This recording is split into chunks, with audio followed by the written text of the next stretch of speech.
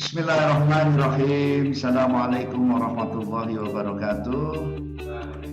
Pertama-tama bersyukur, berterima kasih yang kami hormati Bapak Wali Kota Tasikmalaya, pimpinan BI, pimpinan Kadin Kota Tasikmalaya yang berbahagia.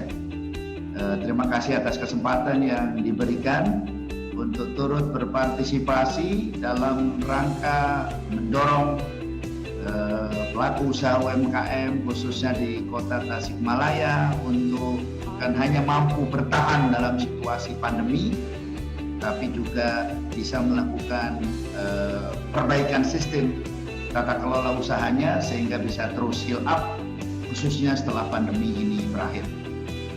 Sangat membahagiakan mendengarkan paparan Bapak Wali Kota, dan saya merasakan bahwa UMKM di Kota Tasikmalaya berada dalam ekosistem yang baik.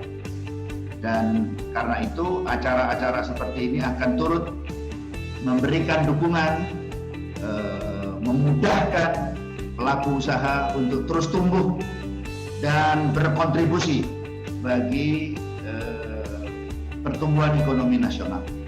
Sama-sama kita ketahui bahwa UMKM membuka atau menyediakan lapangan kerja sebanyak 96,87%. Data dari BPS, data dari BI. 96,87%. Ini kontribusi UMKM menyediakan lapangan kerja.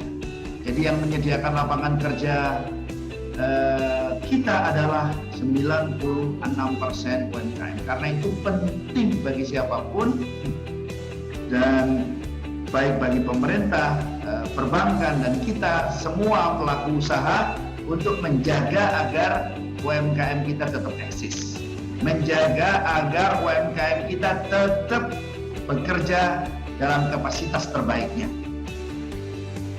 UMKM juga menyumbang 60% PDB. Ya, jadi luar biasa, dan 116 juta tenaga kerja. Jadi ini mengapa kita semua memberikan perhatian yang sangat kuat, memberikan perhatian yang sangat sungguh-sungguh kepada pertumbuhan UMKM. Bapak Ibu sekalian, Kang Asep yang saya hormati, Pak Heru, Pak Haji Deni, dan kawan-kawan semua, mohon izin saya selama pandemi 6 bulan, setiap hari kampus Grounded selalu kedatangan tamu, yakni para pelaku usaha, baik yang hadir secara mandiri untuk berkonsultasi maupun yang menghadiri event-event yang kami selenggarakan. Jadi selama 6 bulan ini kami terus melakukan bimbingan teknis kepada pelaku usaha secara gratis, ya, baik di bidang digital seperti tadi disampaikan oleh Pak Heru, packaging, dan terutama adalah marketing, ya, untuk baik offline maupun online. Nah, mengingat pentingnya persoalan ini, kalau tadi Pak Heru mengatakan pada umumnya bisnis mereka turun 75%. Benar adanya. Di sini bahkan ada yang 0%. Ya, artinya tidak mampu beroperasi karena kampus tutup.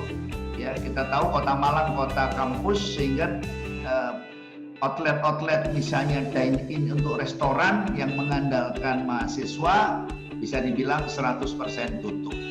Ekonomi betul-betul berhenti. Tetapi UMKM selalu mampu keluar dari situasi sulit, dan UMKM selalu bisa diandalkan, ya, baik di masa mudah maupun di masa yang sulit.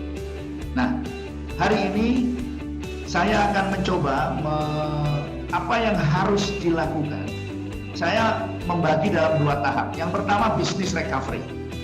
Kang Asep, hari ini selama 5 bulan, selama 6 bulan, atau setidaknya sampai akhir Desember, UMKM kita harus didampingi untuk melakukan business recovery. Ya, untuk recovery. kemampuan untuk beradaptasi agar mereka mampu beroperasi di situasi sulit. Gitu. Orang tetap makan, orang tidak berhenti makan, orang tetap belajar, orang tetap pakai baju, orang tetap menerima tamu. Nah, tapi caranya yang berbeda. Karena itu orang tetap membutuhkan jasa dan produk yang kita miliki. Maka dibutuhkan cara-cara baru. Nah, business recovery adalah ketika UMKM harus beradaptasi, harus menyesuaikan diri dengan kebutuhan buyer. Nah, hari ini buyer tidak berkurang, tetapi perilaku buyer berubah. Nah, kita sudah pelajari ada 4 mega shift, ada 4 perubahan besar di behavior customer.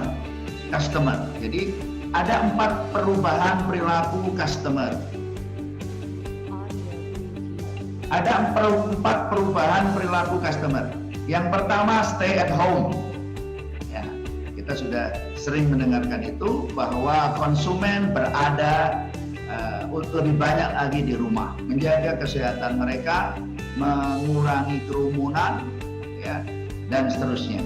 Yang kedua, go digital. Nah, sekarang orang belajar pun menggunakan proses pembelajaran jarak jauh atau daring. Kemudian yang ketiga adalah go basic. Orang hanya membutuhkan kebutuhan pokok, kebutuhan dasar, kebutuhan pokok, kebutuhan dasar, yakni pangan misalnya, kesehatan, ya, dan seterusnya. Dan yang keempat adalah empathic society, yakni gotong royong, masyarakat makin peduli, masyarakat makin memahami lingkungannya dengan baik, masyarakat makin memperhatikan kesehatannya, keselamatannya, dan seterusnya. Ini kita mulai pembicaraan kita dari perubahan perilaku ini. Consumer behavior mega shift. Ada perubahan perilaku konsumen. 4 itu. Nah, maka business recovery yang kita lakukan, Bapak-bapak dan Ibu-ibu sekalian, khususnya para pelaku UMKM, mengacu kepada 4 perubahan mendasar ini. Nomor 1, mereka tinggal di rumah. Nomor 2, mereka membutuhkan kebutuhan-kebutuhan pokok. Nah, mereka membutuhkan kebutuhan pokok. Mereka tidak bepergian, mereka tidak wisata. Ya, walaupun sekarang sudah mulai dibuka. Yang ketiga, go digital. Mereka mencari segala sesuatu lewat digital. Maka hari ini konsumen membutuhkan channel yang bisa membuat mereka mengenali produk kita lewat program-program atau fitur-fitur digital. Dan yang keempat, empathic society. Masyarakat makin peduli, masyarakat makin memiliki welas asih, masyarakat makin syarat solidaritas sosial, dan masyarakat yang makin peduli kepada kesehatan. Nah, ini 4 mega shift yang harus kita perhatikan saat kita melakukan business recovery. Nah, sekarang kalau kita ingin apa yang harus kita lakukan? Nah, ada beberapa hal yang saat ini penting untuk kita lakukan dalam situasi seperti hari ini. Ada 5 pertanyaan yang harus dijawab.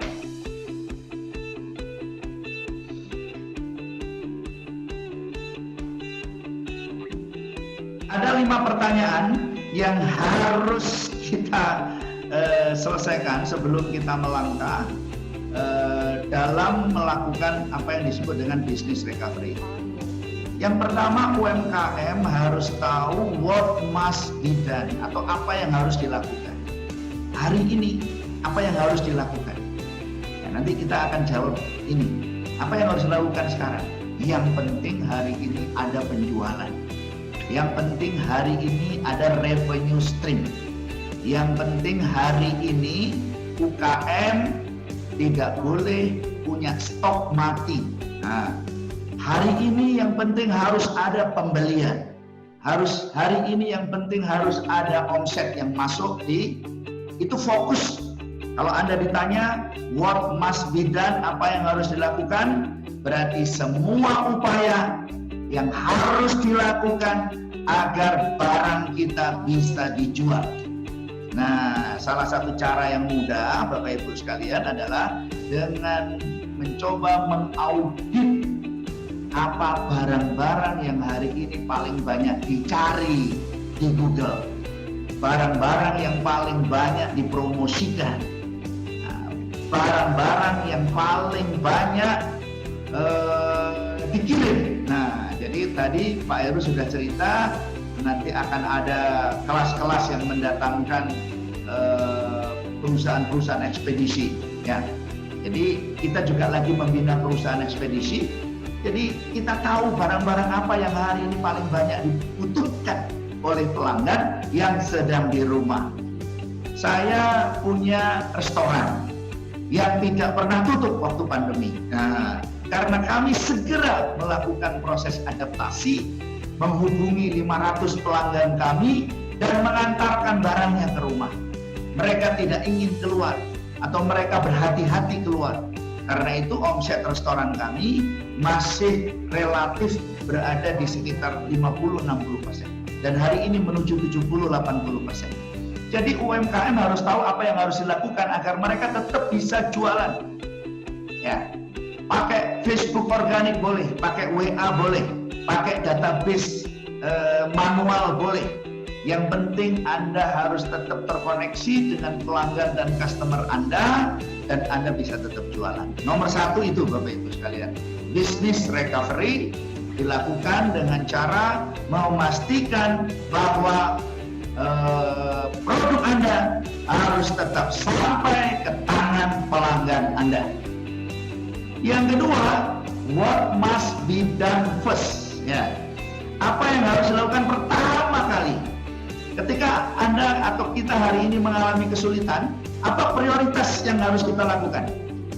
Efisiensi, ya. Jadi efisiensi. Ya, nanti materi akan kita share, kita akan kirimkan ke Kang Asep. Kang Asep nanti yang akan akan dibagikan nomor HP yang bisa dihubungi untuk membagikan materi. Yang nomor dua, Bapak Ibu sekalian pelaku UKM, prioritasnya sekarang apa? Ya, hari ini rata-rata kita nggak punya cukup uang untuk misalnya bertahan menggaji karyawan untuk jangka panjang. Ya, apa sekarang prioritasnya? Setelah kita tahu apa yang harus dilakukan, nomor dua apa yang menjadi prioritas? Langkah-langkah penting apa yang harus kita lakukan sekarang? Nah, saya melihat UKM harus melakukan efisiensi, harus melakukan pangkas biaya, harus melakukan segera promosi via digital, harus segera melakukan pelatihan untuk karyawan agar beradaptasi pada keterampilan baru. Nah, boleh nanti akan disampaikan di Google Drive. Nah, jadi prioritas-prioritas apa? Hari ini saatnya kita hanya fokus kepada upaya untuk membangun kualitas-kualitas produk yang dibutuhkan oleh konsumen dan konsumen mampu membeli. Nah, itu berarti prioritasnya adalah menyesuaikan misalnya packaging, menyesuaikan size, ukuran, fitur-fitur yang ada di dalam produk agar produk kita mampu diakses dan dibeli oleh konsumen kita. Jadi fokusnya pada omset, fokusnya pada efisiensi, fokusnya pada uang masuk. Nah, fokusnya hari ini membangun relasi dan jaringan. Nah, jadi Bapak Ibu hari ini justru lagi ramai misalnya membuat grup, ya, masuk grup, masuk komunitas, ikut Zoom, berbagai kegiatan pelatihan online dan seterusnya. Ini prioritas-prioritas yang hari ini harus kita lakukan. Yang ketiga adalah, ini yang menarik, what must be done differently? Apa yang harus kita lakukan dengan cara berbeda? Nah, hari ini bisnis tidak boleh sama lagi.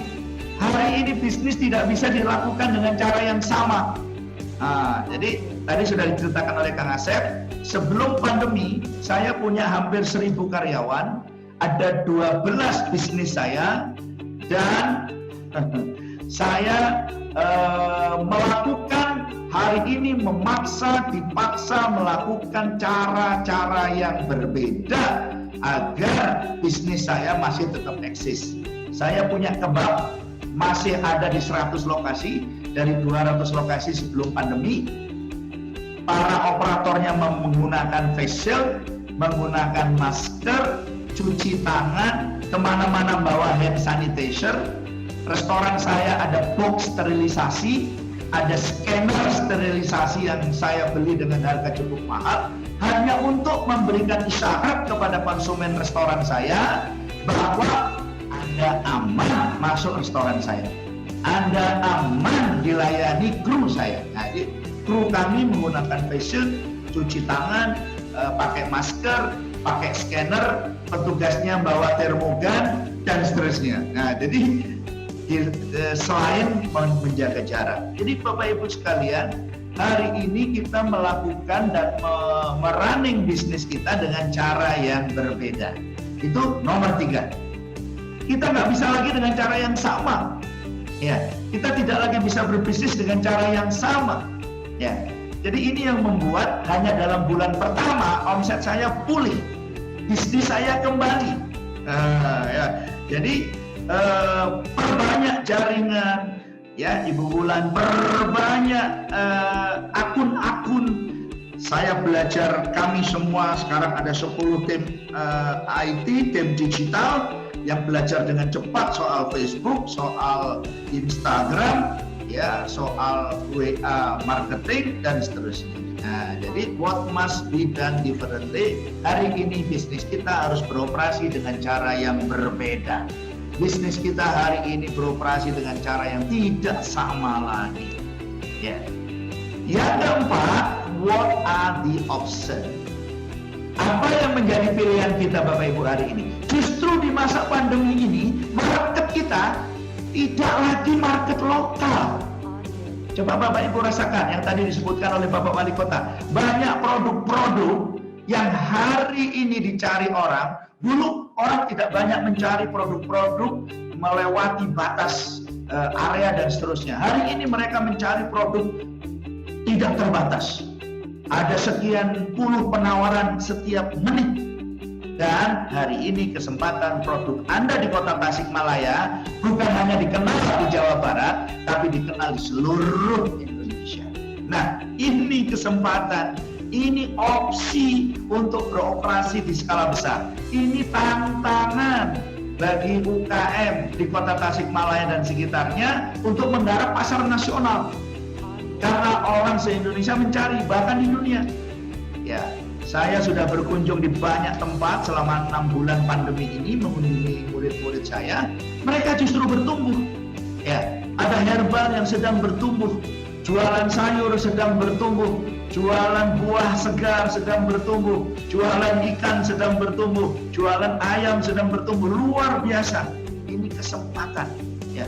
Dan banyak yang mencari lintas daerah. Maka kerajinan, handicraft, dan produk-produk yang spesial Kota Tasikmalaya saatnya untuk go nasional, bahkan untuk go internasional. Ini waktunya kita untuk go internasional. Setidaknya di masa pandemi, dunia tahu, Indonesia tahu, Bapak Ibu punya produk yang hebat. Dan yang terakhir, siapa yang bisa membantu? Nah, ini pertanyaan yang penting. BI menawarkan bantuan. Saya sudah memberikan kuliah BI Bangka, BI Kaltim, Bandung, ada 4-5 kali kuliah yang ini BI mengulurkan tangan di mana-mana. Ya, kemudian pemerintah, kemudian komunitas-komunitas manfaatkan dengan baik. Ini saatnya UKM mendapatkan bantuan berlimpah dari berbagai kalangan karena orang tahu UKM penyedia 116 juta lapangan kerja. Ini data dari BI juga. Nah, jadi Bapak Ibu sekalian, ini 5 pertanyaan yang harus bisa kita jawab pada situasi yang sulit ini. Nah, sekarang bagaimana membangun bisnis yang kokoh? Nah, ya saya langsung ke sana. Bisnis yang kokoh bertumpu kepada 6 yes ya. Bisnis yang kokoh Wow, dari Wajo hadir, Masya Allah. Luar biasa. Nah, bisnis yang kokoh, Bapak Ibu sekalian, itu bertumbuh pada 6 komponen. Ya, jadi ini yang harus dilakukan oleh UMKM sekarang. Ini saatnya UMKM naik kelas. Ini waktunya UMKM naik kelas.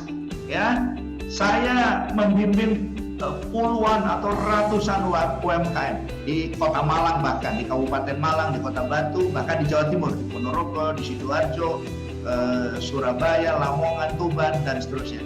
Nah, saya merasakan bahwa ini justru waktu yang tepat UMKM untuk nyalip, untuk lari cepat dan mengambil kesempatan untuk maju beroperasi secara sistematis, beroperasi sebagai sebuah perusahaan. Nah, nomor 1 ini waktunya UMKM membangun organisasi yang kokoh. Ya, mohon Mas Bisu ditandai. Nomor 1, organisasi yang kokoh. Ini waktunya UMKM membangun organisasi yang kokoh. Kalau dulu UMKM bertumpu kepada perilaku pemiliknya, nah sekarang mari kita bangun organisasi. Lakukan pencatatan, bikin struktur, bikin KPI, bikin job desk, bikin list produk yang teratur, ya, bikin database pelanggan. UMKM biasanya maaf belum sampai ke situ, tidak boleh. Ya, kita harus membuat list pelanggan, database pelanggan yang baik. Itulah organisasi yang kokoh. Organisasi yang kokoh artinya bahwa bisnis kita ya beroperasi, bekerja sesuai dengan organisasi, tidak bergantung kepada pemiliknya, Bapak Ibu sekalian. Saya memulai bisnis saya dari nol, Kang Asep tahu itu. Hari ini saya punya hampir 1.000 orang karyawan, beroperasi di 28 kota. Ya. Kemudian ada hampir 12 sampai 18 bisnis yang sedang berjalan. Nah, semua dalam recovery, sama dengan Bapak Ibu sekalian. Tetapi saya diuntungkan karena saya punya organisasi yang baik, organisasi yang kokoh, punya sistem. Oh, hidroponik, betul sekali. Pak Hadi Gunadi, nanti saya akan cerita apa yang sedang saya lakukan hari ini. Saya sedang membangun greenhouse hidroponik. Saya sedang membangun kolam terpal untuk ikan. Saya sedang membangun kandang-kandang untuk peternakan kecil untuk ayam petelur. Saya sedang membangun kandang-kandang untuk ayam kampung. Ya, saya sedang membangun usaha-usaha kecil untuk ketahanan pangan yang nanti akan saya bagi untuk masyarakat. Nah, tetapi yang paling penting sekali lagi kita kembali, bisnis kita harus bertumpu pada organisasi yang kokoh. UKM jangan malas membuat KPI. UKM jangan malas membuat SOP. UKM jangan malas membuat struktur, membuat badan hukum, membuat PT, membuat perkumpulan dan seterusnya. Intinya buatlah organisasi yang kokoh. Ya. Sehingga kita melewati pandemi ini dan kita tidak lagi UKM. Ya, jadi ketika nanti kita keluar dari pandemi kita tidak lagi UKM, Bapak Ibu, Kang Asep. Ya, ini yang berbahaya ini Kang Asep ya. Jadi ya betul, saya juga lagi nanam Pak John ya, nanam hidroponik dan ini sayur mayur di polybag. Ya, ini untuk percontohan. Oke, pesannya adalah setelah pandemi UKM tidak boleh tetap UKM ya. Ingat itu. Nomor 2, setelah ini akan saya serahkan ke Kang Asep untuk tanya jawab. Nomor 2, kita harus membangun tim yang gesit. Ya, tim yang gesit. Nomor 2, kita harus membangun tim. Selama pandemi mungkin Bapak Ibu kehilangan karyawan, iya mungkin ya. Dan saya juga demikian, banyak yang kemudian dilarang bekerja oleh orang tuanya dan sebagainya. Oke. Nah, maka kita bekerja dengan tim yang ada. Saya justru selama pandemi melakukan pelatihan tiada henti. Saya meningkatkan kapasitas tim saya. Saya meningkatkan keterampilan tim saya. Saya mengundang para guru, saya melakukan Zoom untuk internal organisasi saya. Tim saya setelah pandemi justru mampu bekerja di level yang lebih tinggi lagi. Nah, itu Bapak Ibu sekalian ya. Jadi pandemi ini kesempatan kita untuk melatih tim kita yang kecil. Nomor 3, market yang harus terus teraudit. Nah, hari ini ayo kita perhatikan apa itu market yang teraudit. Ayo Bapak Ibu, mari kita perhatikan produk apa yang hari ini sedang laris. Nah, ya Pak, Ibu Herlin, betul, nanti materi akan kita share. Hari ini market produk apa yang tolong wajahnya Bu Hasna ditampilkan. Ya, jadi hari ini market, kita harus mengaudit market Bapak Ibu sekalian. Apa itu audit market? Kita jual, tapi kita nggak tahu produk apa yang juga ada di lapangan, tidak boleh, ya kan? Jadi kita jualan misalnya makanan, maka kita harus tahu jualan kita ini ya bersaing dengan jualan apa, produk apa yang sejenis. Siapa pembelinya? Kita harus tahu siapa pembeli produk kita dan produk sejenis.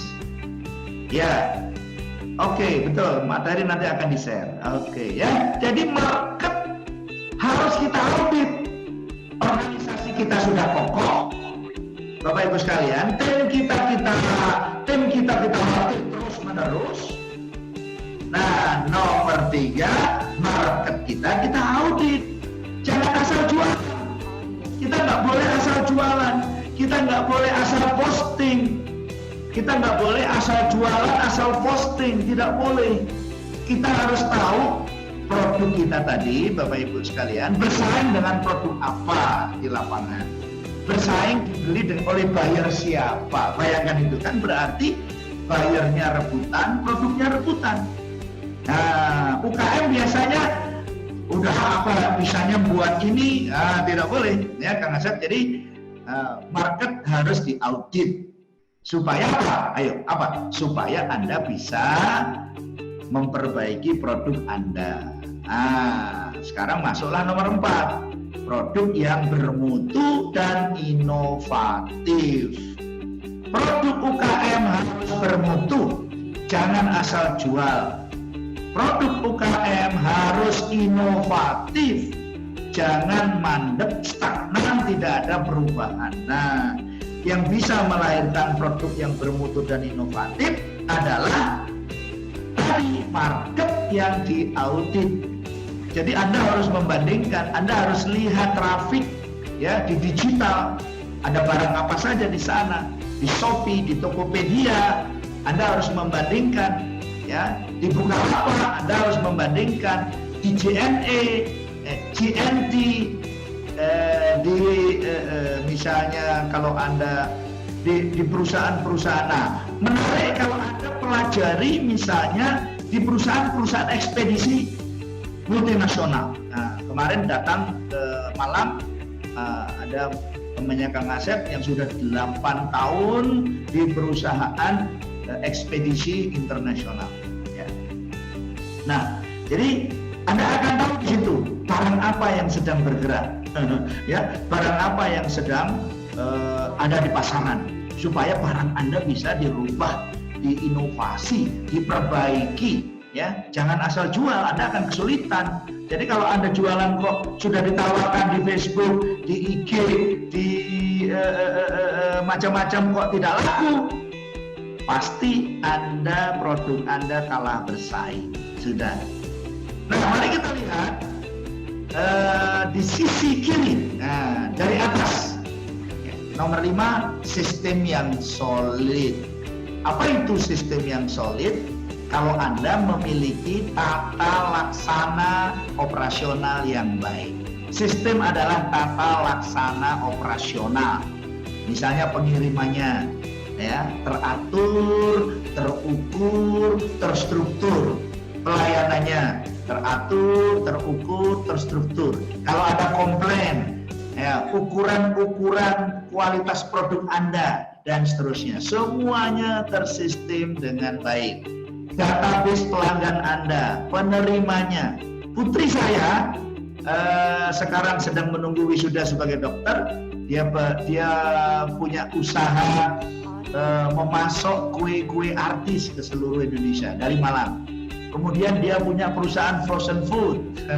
Ya, putri saya yang masih muda tentu saja sedang menunggu wisuda sebagai dokter. Sekarang punya usaha fashion, frozen food, memasok jeruk, kemudian memasok kue-kue. Nah, dia bagaimana cara dia melayani pelanggan dari Tangerang, dari Jawa Barat, dari Manado. Wow, Masya Allah, anak kecil masih muda tapi sudah membangun sistem yang baik walaupun usahanya baru mulai, ya, walaupun usahanya masih kecil tapi usahanya dibangun berdasarkan sistem yang baik. Nah, ini saya lihat banyak sekali para ibu, ya, saya punya 6 putri ya, dan 4 putri saya ini ada putri saya yang sekarang sedang kuliah di Fakultas Kedokteran Gigi, tiap hari uji coba masak untuk nanti dijual. Jadi mari kita terus bersemangat untuk menembus pasar, ya. Jadi pasarnya ini lagi bagus, semua orang lagi pegang HP untuk menemukan produk bagus.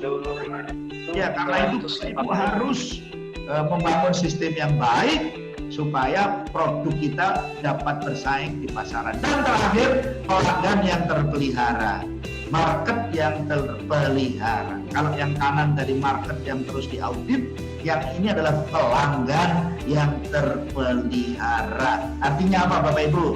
Nah, kita tahu bahwa pelanggan ini dalam konsep bisnis ada 2, nah, ya, harus beli lagi dan harus beli banyak, nah, ya, dan harus mengajak orang lain beli. Nah, ayo kita tirukan. Pelanggan yang terpelihara itu artinya kita punya 3 macam pelanggan, Mbak Nuning, ya. Pelanggan yang mau beli lagi, pelanggan yang mau beli banyak, dan pelanggan yang mau mengajak orang lain beli, betul? Nah, jadi bisnis yang kokoh dan bertumbuh di masa pandemi adalah bisnis yang mampu melakukan 6 hal ini dengan baik. Nah, kira-kira seperti itu, ya. Saya masih punya banyak sekali materi, tapi saya akan kembalikan dulu ke Kang Asep untuk barangkali ada selingan atau pertanyaan.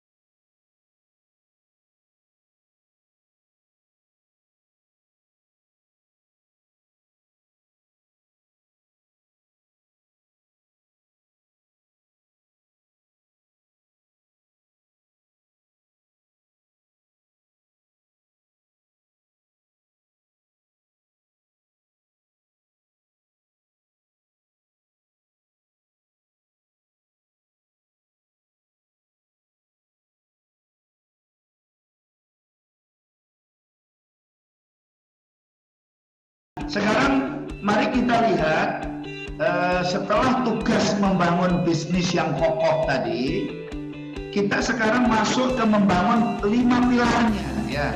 Bagaimana ada 10, ada 5 fondasi atau ada 5 fungsi dan 5 pilar. Coba kita lihat sekarang di gambar, ya. Ini harus menjadi fokusnya UMKM. Nah, ini mari kita lihat, ya. Jadi fokus pilar, ada 5 pilar. UKM hanya bisa bertumbuh seperti bangunan. Nomor 1, UKM harus fokus pada omset, pada penjualan, Kan dulu kebab kami bisa sampai 2 sampai 2,5 miliar sebulan. Sekarang tinggal 500 juta di 100 lokasi. Omset turun karena mahasiswa belum kuliah. persoalannya sangat serius. Rumah-rumah kos hanya terhuni, memang masih mereka kontrak tapi tidak dihuni karena semua mahasiswa pulang. Maka fokus kita hari ini ya bagaimana kita bisa menjaga agar kita bisa tetap jualan. Ya, maka itu yang harus menjadi fokus. Mencari konsumen, membuat produk yang dibutuhkan konsumen agar produk kita sampai ke konsumen. Jadi seperti di restoran, salah satu restoran kita di sini, Ayam Pakuan, bisa dibilang tidak pernah tutup, ya meskipun tidak ada yang datang, tetapi kita punya database pelanggan yang tadi saya sampaikan di awal, sehingga kita bisa tetap menjaga omset. Jadi omset kita kemarin sudah sekitar 70-an juta per bulan. Nah, jadi ini sudah sangat membantu, walaupun masih jauh di bawah omset normal. Fokus pada omset. Oke, UMKM marilah fokus pada omset. Fokus pada omset, mari kita lihat fungsi di dalamnya.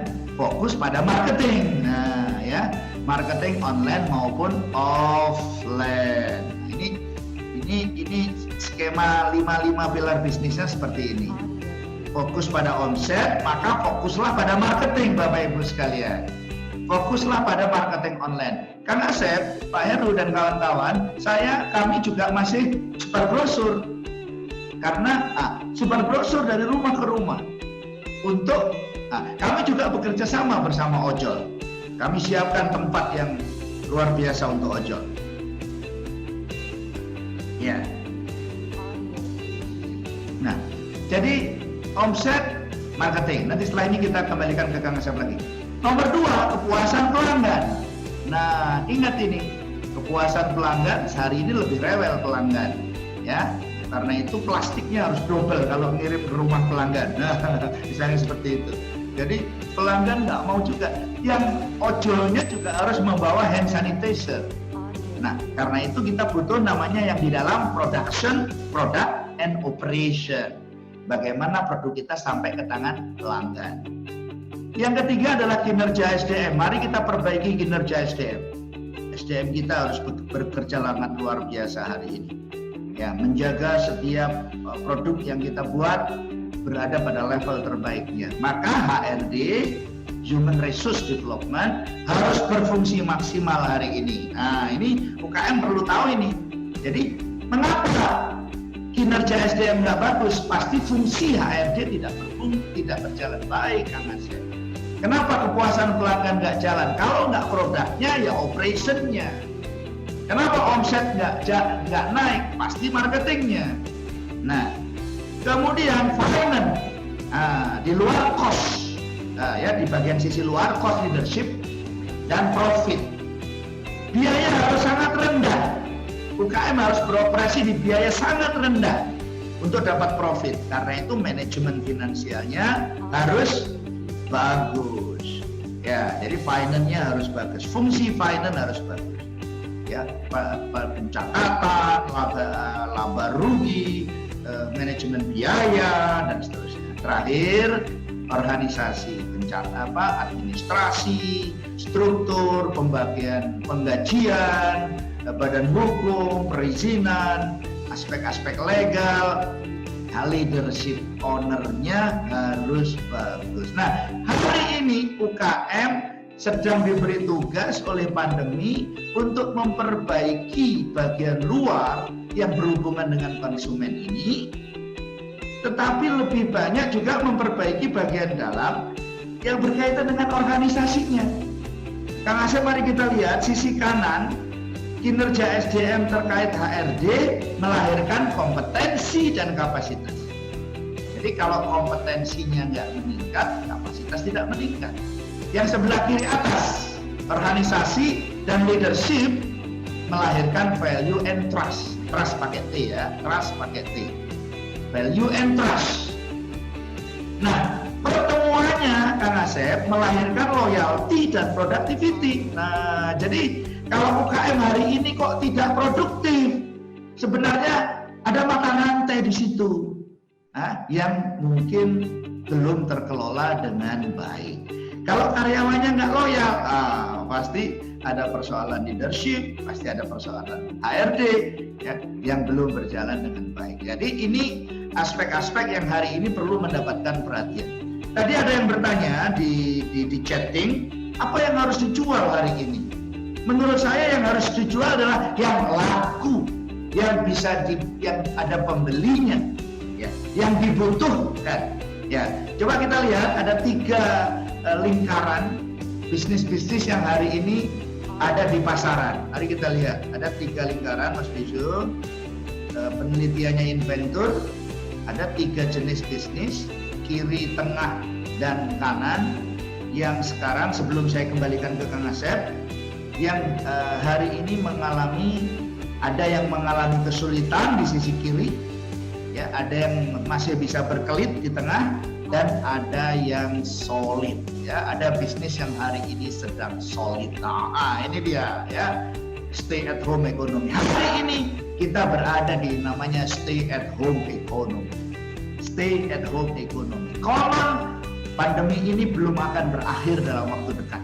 Berarti apa? Apakah kita akan menyerah pada COVID? Tidak.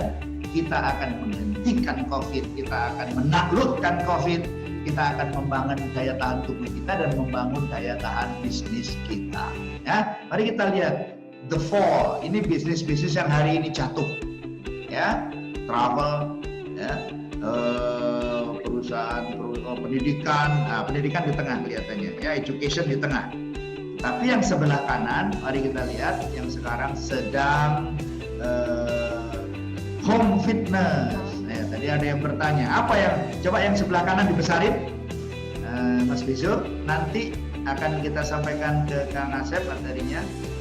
Food delivery, wah, logistik, nah, ya, grocery, nah, e-commerce, streaming service, media, telekomunikasi, online learning, cloud service, termasuk ghost kitchen, nah, telemedical, ya, atau farma, ya, screen-nya nggak nampak, aduh, ini home fitness, ya, nanti akan dibagi Ibu Ina, dan cleaning service. Jadi kalau kita berbisnis sekarang, coba naikkan Mas Bisu, berarti yang rise dan in between, nah ini yang harus kita berbisnis di sini, agriculture, ya, yang masih bisa berjalan untuk kita, agriculture, pertanian. Nah, ini ada kawan saya, orang Jawa Barat juga, Kang Shirley, AGBC Angkatan 16, sekarang lagi nanam sayur mayur dan seterusnya. Oh ya, terima kasih Bu Ati. Jadi ini yang harus kita fokus. Saran saya tadi, selain nanti ikut Zoom ini, baca materi saya, nanti Bapak Ibu segera riset di Google, segera riset di GNT, segera riset di Shopee, Bukalapak, Tokopedia, dan sebagainya untuk menemukan produk-produk. Tetapi ingat, orang lain juga melakukan hal yang sama, orang lain juga jualan barang yang sama. Yang membedakan apa? Menurut saya kembalilah kepada 6 tadi. Ya, oh iya, Anda tahu ini betul. Nah, ini bingung cara Pak Hengki, ya, Pak Hengki. Jadi tadi ada Kang Shirley Angkatan 16, sekarang ada di Majalengka atau di mana, ya. Travelnya terhenti, Bapak Ibu. Jualan apa? Jualan baju anak. Ayo, kok Bapak kok kesulitan? Jangan, ya. Ini anak-anak di rumah pun pengen foto-foto, pengen selfie, posting. Jadi hari ini anak-anak butuh posting, Pak. Anak-anak butuh baju, butuh kaos anak. Nah, jadi tadi justru kawan kita yang terhenti di travel jualannya kaos anak, baju anak. Jadi ini luar biasa. Nah, ada salah satu murid saya di Malang yang jualan herbal, ya. Justru omsetnya 1 miliar per bulan, meningkat 50%. Itu kira-kira Kang Asep, saya kembalikan untuk sesi pertanyaan.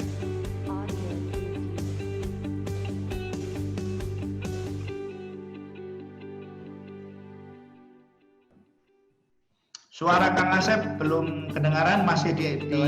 Ya, siap. Terima kasih Coach Dr. Fahmi atas paparannya. Selanjutnya kepada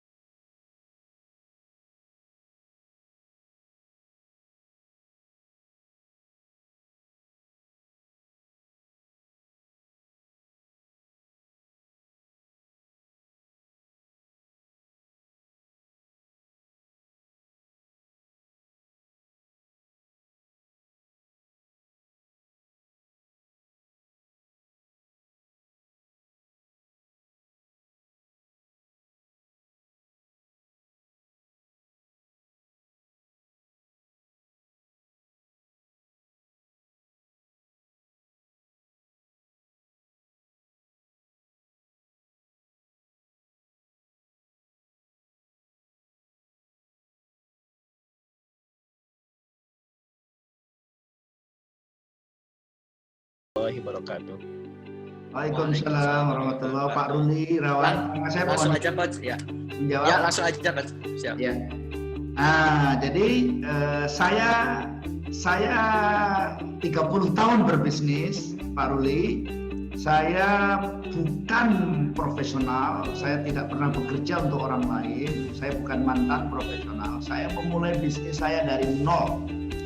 Ya, kalau saya ceritakan nanti tambah ngeri ya.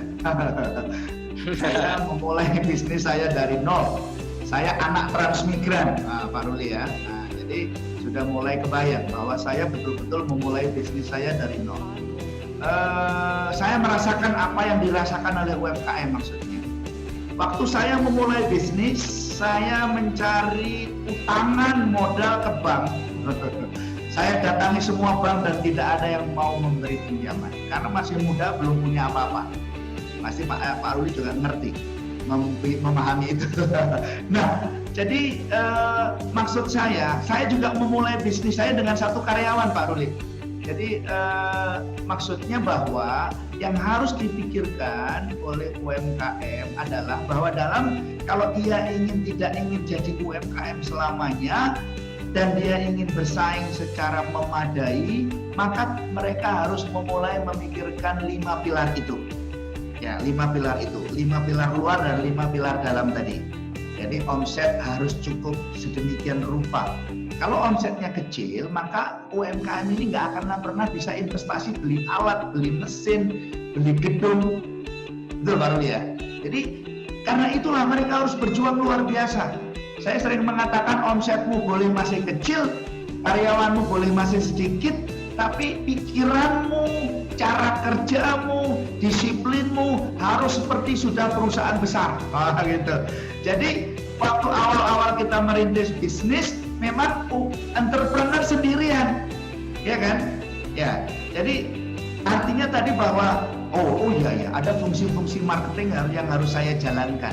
Tapi ketika produknya banyak, apa yang terjadi Pak Ruli? Ketika yang permintaan banyak, dia nggak bisa sendirian, maka dia harus rekrut orang. Nah, ketika mulai rekrut orang, dia harus bangun sistem, dia harus bangun tim, dia harus buat database dan seterusnya. Begitu kira-kira yang harus dipahamkan ke UMKM tadi. Saya mendampingi selama hampir 5 tahun 4 40 UKM binaannya Yayasan Dana Sosial Al-Falah. Ya. Problemnya seperti itu Pak Ruli. Jadi selama 4 tahun ada yang nggak kemana-mana karena memang pikirannya adalah pikiran kecil terus gitu. Jadi tidak punya mindset korporasi, tidak punya mindset bertumbuh. Nah ini karena itu saya sering mengatakan kepada para pemberdaya seperti Pak Ruli, Kang Asep itu yang kita dorong adalah mindset pertumbuhan. Yang kita dorong adalah pikiran-pikiran mereka, framework mereka untuk bekerja di skala besar. Bagaimana mereka bekerja di skala besar gitu. Hari ini boleh kecil, tapi suatu hari kalau produk Anda bagus pasti permintaan banyak, pelanggan pasti banyak, buyer datang bertubi-tubi. Kalau buyer datang bertubi-tubi, kita masa bilang maaf produk habis, nggak boleh. Kalau produk habis, ya pindah ke orang lain. Nah, kira-kira seperti itu yang penting untuk kita tanamkan, mindset pertumbuhan, framework bekerja di skala besar. Nah, kemudian mari kita lihat waktu mereka bekerja sendirian, saya sebut dengan mindset entrepreneur. Ya, mari kita lihat sejenak sebelum kita menjawab pertanyaan berikutnya. Waktu kita bekerja sendirian, Pak Ruli, Kang Asep, ada mindset entrepreneur, ada lima mindset entrepreneur yang harus sudah dimiliki walaupun mereka bekerja sendirian, Pak Ruli. Jadi nomor 1 adalah buat barang sehebat-hebat kualitasnya. Nah ya, jadi walaupun mereka bekerja sendirian, itu di pikirannya sudah ada konsep tentang buat barang dengan kualitas sehebat-hebatnya. Itu mindset entrepreneur. Nah, banyak entrepreneur yang bekerja membuat barang seala kadarnya. Nah, ini Pak Ruli. Jadi sebelum mereka, kenapa kalau satu atau dia sendirian kemudian berpikir, wah aku bisa melakukannya, bisa melakukannya. Ya, saya sudah membuktikan, saya sendiri membuktikan. Banyak binaan-binaan saya juga membuktikan. Saya kira binaan-binaan Kang Asep juga banyak. Nomor 2, buat produk dalam jumlah sebanyak-banyaknya. Wah, ini dia. Produksi barang sebanyak-banyaknya. Produksi dengan kualitas setinggi-tingginya. Yang kedua, buatlah barang dengan jumlah sebanyak-banyaknya. Jadi kalau saya ketemu sama tukang bakso, saya akan bilang begini Pak Ruli, buat pentol 1 juta pentol per hari. Saya lagi beternak ayam kampung tapi petelur ya. Jadi baru seminggu 100 butir. Saya bilang ke tim saya bikin 1000 butir sehari. Wah, sudah pusing kepalanya. Jadi buatlah produk dalam jumlah sebanyak-banyaknya. Yang ketiga, jual dengan harga yang semaksimal mungkin. Nah, ini mindset entrepreneur yang akan mendorong sang entrepreneur untuk bertumbuh. Yang keempat, kerjakan dalam waktu sesingkat-singkatnya, bekerja efisien, dan buat dengan biaya yang seminimal mungkin. Ini 5 mindset entrepreneur yang harus dimiliki oleh UMKM agar dia bisa bekerja dalam skala besar, ya, agar dia bisa bertumbuh. Dan pandemi ini harus mendorong UMKM untuk bertumbuh. Jadi persoalan-persoalan UKM yang katakanlah nggak bertumbuh itu menurut saya lebih banyak karena belum ada mindset seperti ini, belum ada framework untuk bekerja di skala besar. Kira-kira begitu, Kang Asep dan Pak Ruli. Barangkali ada yang masih perlu diperjelas. Baik. Silakan. Terima kasih, Coach. Selanjutnya yang mau bertanya ada Pak Agus Sutisna, enggak? Pak Agus Sutisna. Pak Agus Sutisna. pertanyaannya adalah bagaimana kalau mengembangkan bisnis keluarga, gimana caranya? Keluarga saya berjualan makanan tradisional wajib. Mau nyoba bikin brand dengan kemasan baru, tapi nantinya keuntungannya terambil untuk membuat kemasan. Di chat Pak, pertanyaannya seperti itu. Ya. Nah, Kang, jadi ayo kita masih ingat riset bahwa semua perusahaan besar dulunya berasal dari perusahaan keluarga. 87% perusahaan besar yang sekarang ada di dunia semula berasal dari perusahaan keluarga. Jadi sebenarnya basic pertumbuhan bisnis yang paling sudah terbukti berhasil di dunia adalah perusahaan keluarga. Jadi bergembiralah Anda. Tapi perusahaan keluarga yang dibangun berdasarkan sistem dan organisasi yang baik. Menurut saya begitu Kang Asep. Jadi perusahaan-perusahaan keluarga ini punya energi, punya engine, punya tenaga, punya daya tahan, ya, yang bisa membuatnya mereka bertumbuh. Ya, punya ekosistem yang luas yang mendukung mereka untuk terus bertumbuh. Itu perusahaan keluarga. Nah, betul, karena itu menurut Pak Porter, tantangan ketika perusahaan itu bertumbuh adalah cost. Nah, jadi Pak Porter bilang ada 3 strateginya. Yang pertama cost leadership. Jadi bisnis apapun, mari kita beroperasi di level biaya rendah. Ya, beroperasi di level biaya rendah. Kang Asep ya. Jadi ayo kita bekerja di level biaya rendah. 1. Nomor 2, mari kita membangun produk kita yang memiliki diferensiasi. Nah, ini dari Porter ini. Nah, dari Porter itu ada 3 saja. Jadi diferensiasi atau overall cost leadership. Bagaimana kita bisa beroperasi di biaya yang sangat rendah. Ini tantangannya memang luar biasa. Hari ini semua red ocean. Hari ini semua orang berbisnis. Hari ini semua rumah tangga melahirkan produk. Maka kata Porter, cara strateginya yang oleh Porter disebut dengan generic competitive strategy atau cara atau strategi berkompetisi yang generik, yang umum. Nomor 1, overall cost leadership. Ayo semua perusahaan, produk apapun, ayo kita kelola dengan biaya rendah. Cost-nya harus rendah. Betul ya. Jadi Pak Arief, pada umumnya pada saat semua orang bergairah berbisnis seperti sekarang, pada umumnya kemudian sepertinya konsumen kita jenuh. Sepertinya, tadi kan aku udah bilang, harus ada audit market, harus ada pelanggan yang dirawat untuk dapat produk berkualitas yang inovatif. Nah, jawabannya secara umum adalah inovasi. Inovasi itu apa? Repackaging. Inovasi itu apa? Size-nya dirubah, bahannya dirubah, toppingnya dirubah, campurannya dirubah. Wah, pokoknya seperti itu. Ya. Nah,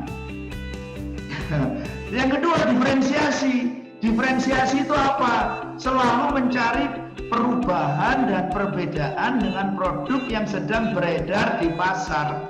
Nah, ini mudah ini. Kang Asep sudah sering menyampaikan ini. Jadi diferensiasi. Ayo diferensiasi. Gitu. Jadi bagaimana menemukan produk atau membangun produk atau menjual produk yang baru dan berbeda dengan yang beredar di pasar. Nah, sudah tentu kalau pasarannya dibanjiri dengan produk-produk frozen food, maka Anda harus mengeluarkan produk-produk dengan kategori yang baru. Saya bukan hanya bikin hidroponik, Pak, tapi saya bikin hidroponik yang organik, ya, yang di dalam greenhouse. Nah, jadi saya bisa bikin kangkung yang 15 hari bisa panen. Saya bisa bikin produk-produk yang sangat segar, yang sangat mudah, yang organik, yang sangat dibutuhkan oleh orang yang hari ini butuh imunitas. Nah, misalnya seperti itu. Nah, kemudian yang ketiga adalah fokus. Ya, fokus kepada satu bisnis atau melayani pada satu segmen konsumen. Anda melayani segmen konsumen apa? Jadi kalau saya bikin hidroponik sayur organik, maka saya melayani segmen konsumen yang premium yang membutuhkan sayur organik karena mereka punya kesehatan yang rentan. Jadi misalnya orang tua, orang yang sedang sakit, anak-anak yang sedang tumbuh. Nah, ini cara bersaing yang lazim, ya, yang paling basic, yang paling fundamental yang harus dilakukan, ya, agar produk kita bisa diterima di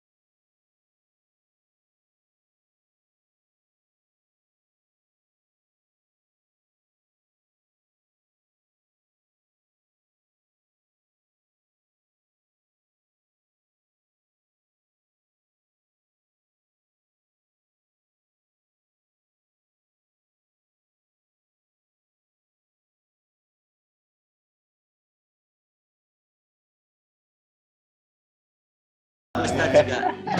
Ya, tadi soal jadi saya saya kira UMKM perlu mendapatkan satu paket utuh dari yang sedang dirancang oleh Pak Heru tadi, ya, supaya secara komprehensif mampu menemukan celah sempit untuk bertumbuh, ya.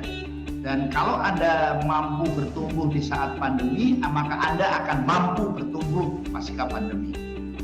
Nah, pivot tadi, Ustaz, ya, pivot itu kalau saya nggak terbatas, Ustaz. Anda tahu, saya bukan trainer, saya bukan motivator, saya pelaku bisnis. Saya punya bengkel, saya punya salon, saya punya percetakan, saya punya rumah kos, saya punya restoran, saya punya sekolah, saya punya kampus di 12 kota, sudah 30 tahun. Jadi saya merasakan, dulu saya orang pendidikan, saya buka kebab, saya buka salon kecantikan, saya buka bengkel. Ya, hari ini anak saya jualan frozen food, jualan fashion, jualan jeruk, jualan. Ya, jadi udah Ustaz, jualan apa saja. Jadi kalau Ustaz jualan panci laku, jualan panci. Gitu. Jual daster, Coach. Jual daster.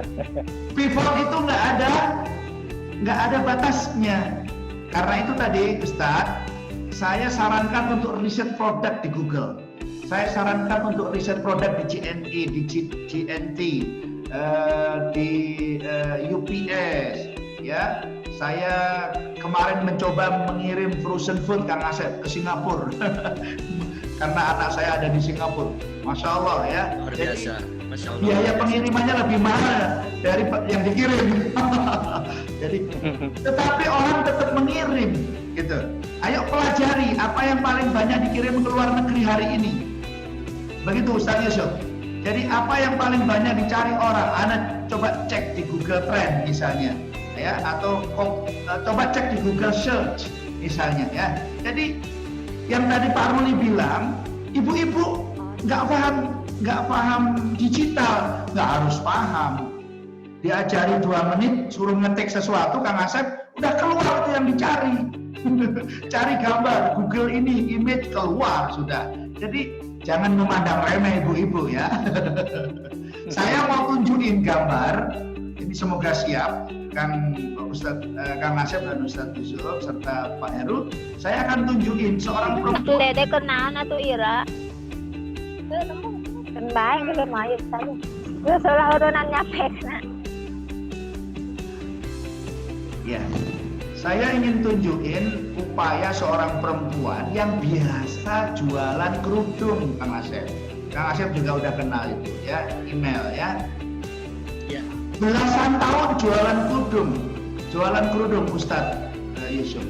Tapi hari ini dia menempatkan 1000 freezer di 1000 titik di seluruh Indonesia jualan sosis dan bakso. Nah, coba bayangkan itu.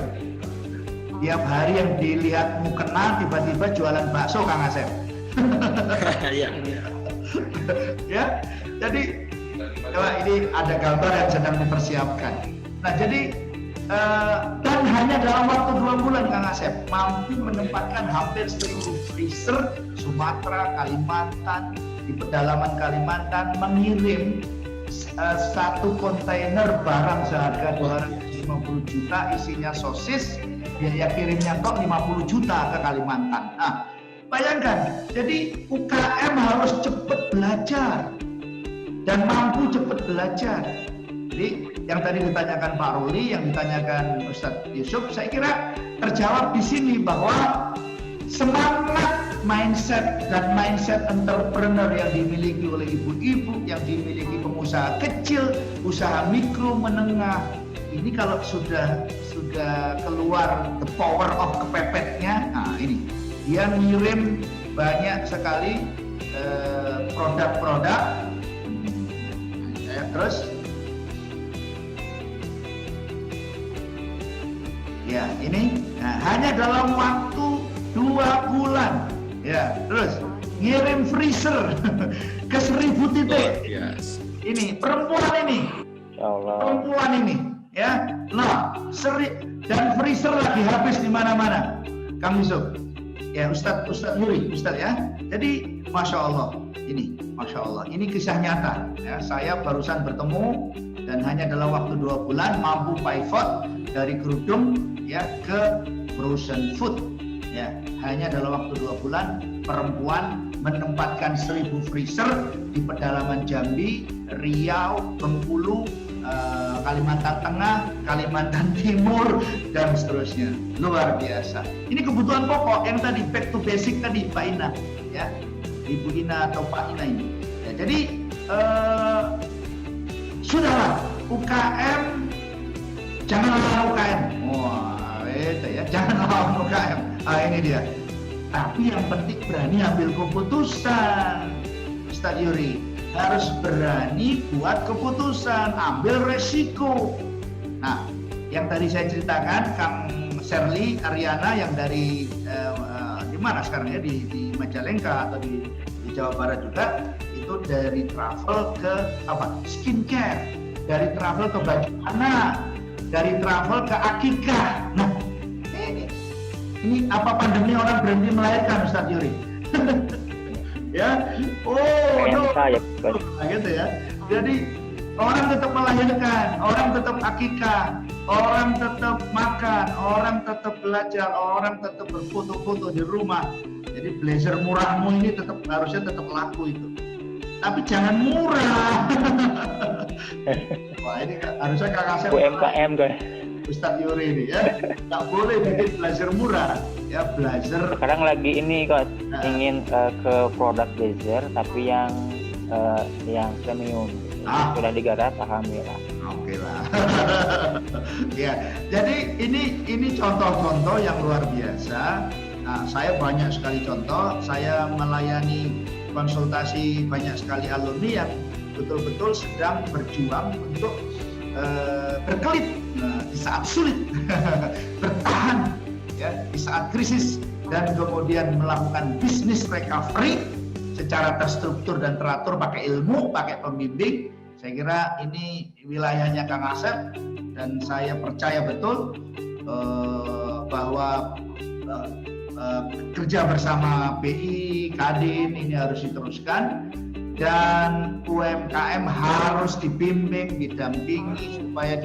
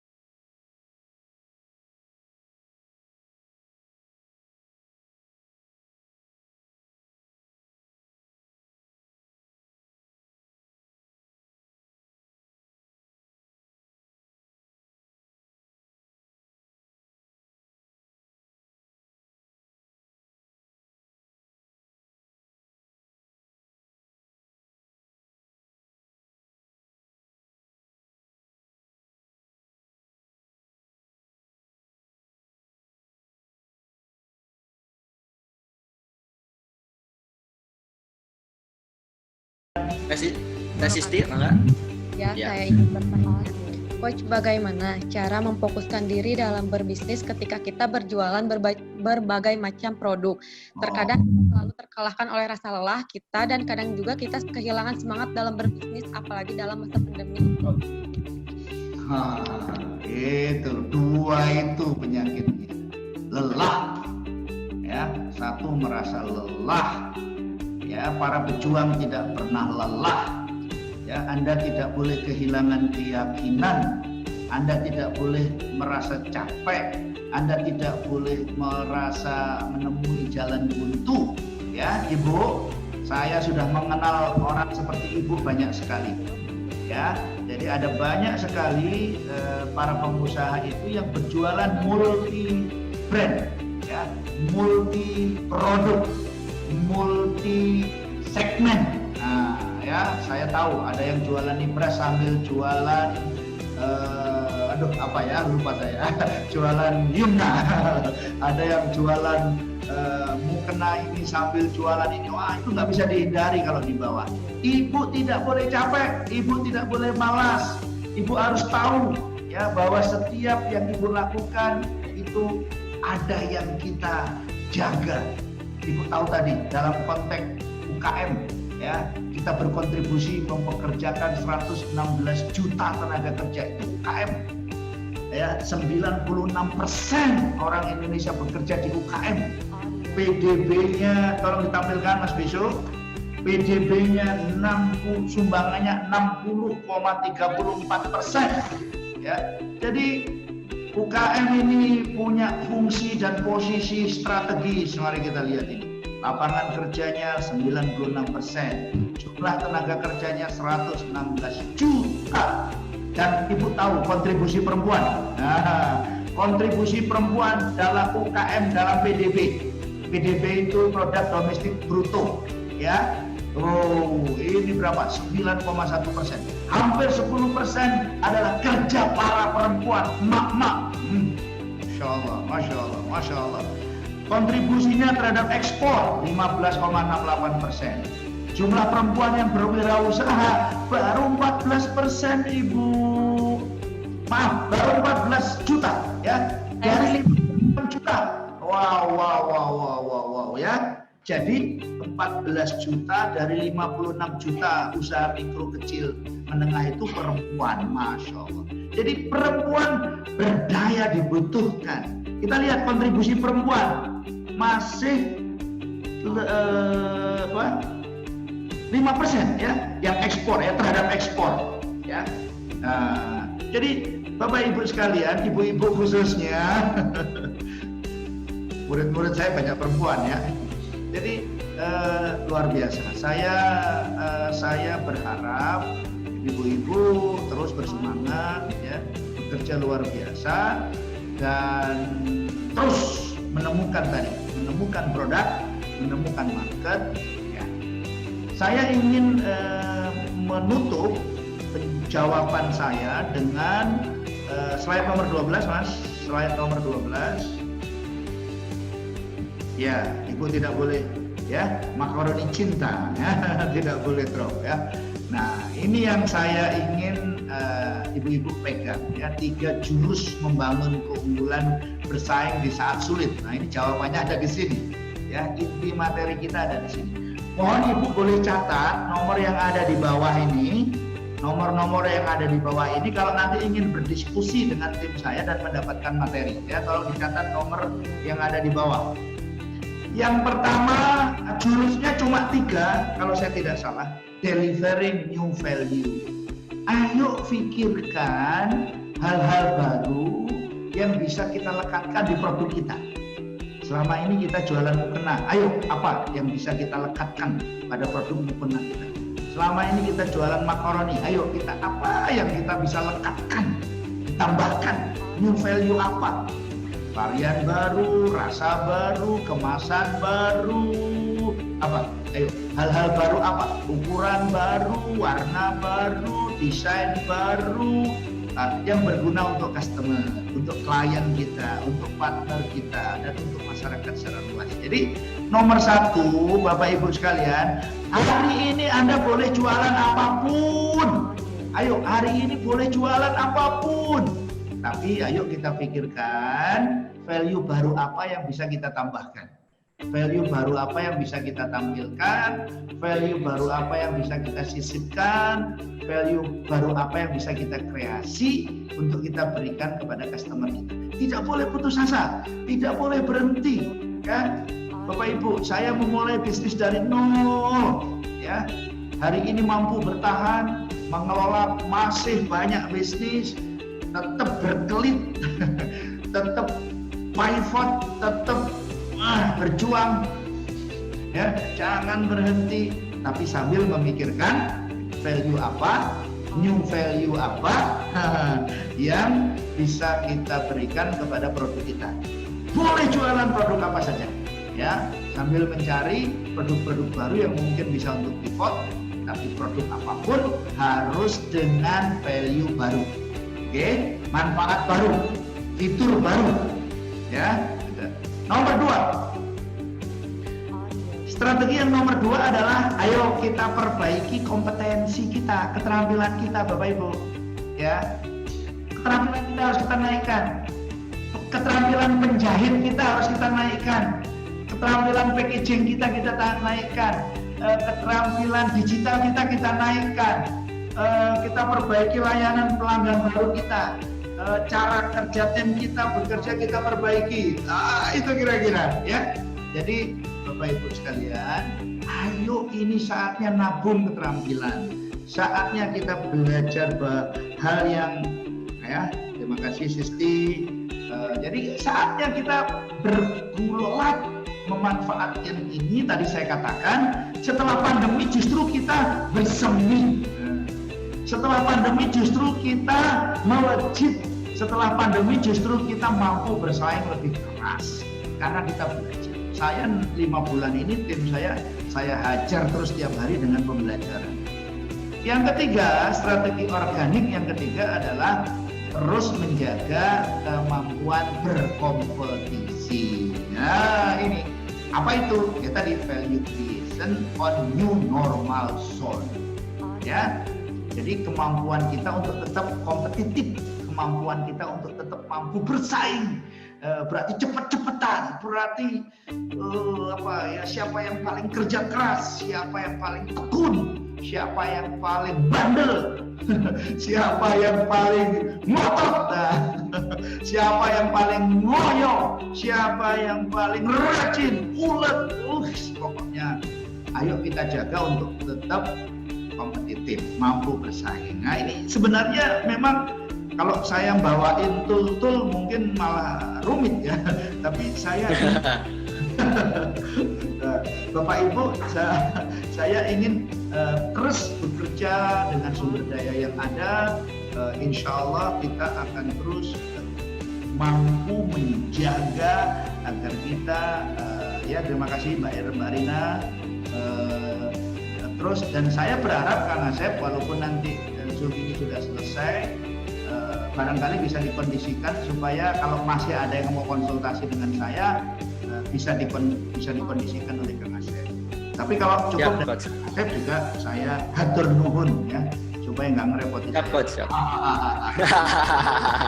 Siap, Coach. Nanti dibuatkan grupnya, Coach. Jadi itu yang saya kira. Kemudian paling akhir, mari kita lihat halaman 16. Yes. Nah, pandemi ini pasti berlalu, Kang Asep, ya kan? Dan pandemi ini dibutuhkan. Pandemi ini seperti perintah untuk berubah. Ya, kita berubah. Dan pasca pandemi akan membentuk bukan hanya new normal, Kang Asep, tapi juga new level, ya. Jadi ayo kita bangun new level, Kang Asep. Jadi level baru untuk bersaing. Level baru untuk bersaing. Wah, ini terima kasih nih Pak Diki, ya. Tidak sia-sia pengorbanan kuota.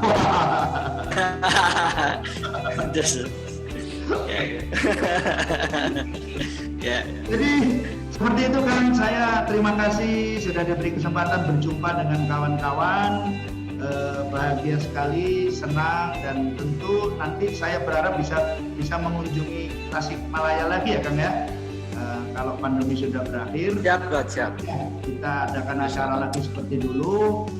Senang, semoga nanti kita terus bisa berlanjut untuk membimbing UMKM naik kelas, UMKM go digital, UMKM go global, dan UMKM go korporasi. Terima kasih Kang Asep, Pak Heru, Pak Wali. Terima kasih Coach. Ya. Sama-sama Coach. Semua pimpinan Kadin. Terima kasih. Terima kasih banyak. Assalamualaikum warahmatullahi wabarakatuh.